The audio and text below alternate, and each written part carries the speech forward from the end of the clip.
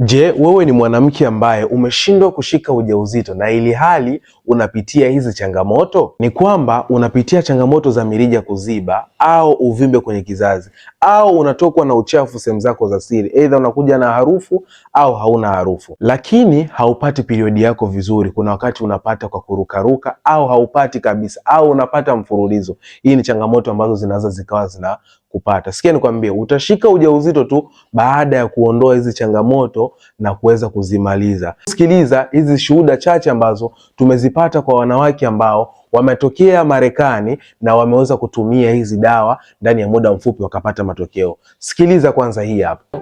Kwa hiyo nilifanya maamuzi ya kwenda hospitali, nikafanya kipimo na ikagundulika kuwa ni mjamzito, na kipimo changu ndo hicho hapo. Ukweli nashukuru sana daktari. Alafu sikiliza na hii hapa. Sikuwahi fikiria kama nitakuja kuwa mama. Sikuwahi fikiria kama nitakuja kubeba ujauzito na mimi nije nitolee shuhuda, nishuhudie kama wengine wanavyoshuhudia nikikuonaga mwenye video ukitangaza. Lakini leo hii na mimi nimekuwa mjamzito. Sijui nitumie njia gani kukupa zawadi na... Alafu sikiliza na hii hapa. Habari ya leo dokta. Nilitaka nikusurprise.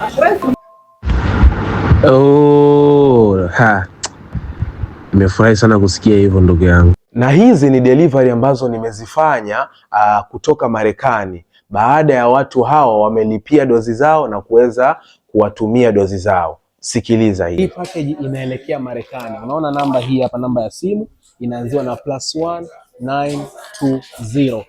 Na hii hapa Kabisa. Lakini pia hapa package nyingine inaenda Marekani. Hii ni package ya 4. na hii hapa.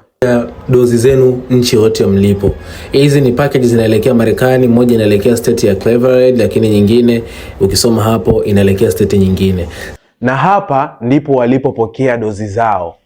Dokta, nimepokea mzigo wangu leo. Mzigo wangu ndio huyo hapa. Jambo, habari ya leo, mnaendeleaje? Mmeshinda salama na usiku naona? Sawa, asante, nashukuru sana, nashukuru dokta. Mzigo nimeupata, umefika hapa mida ya karibuni saa 9 hivi. Kaka, jambo. Mzima. Okay, najua nimelala saa hizi, sisi jioni.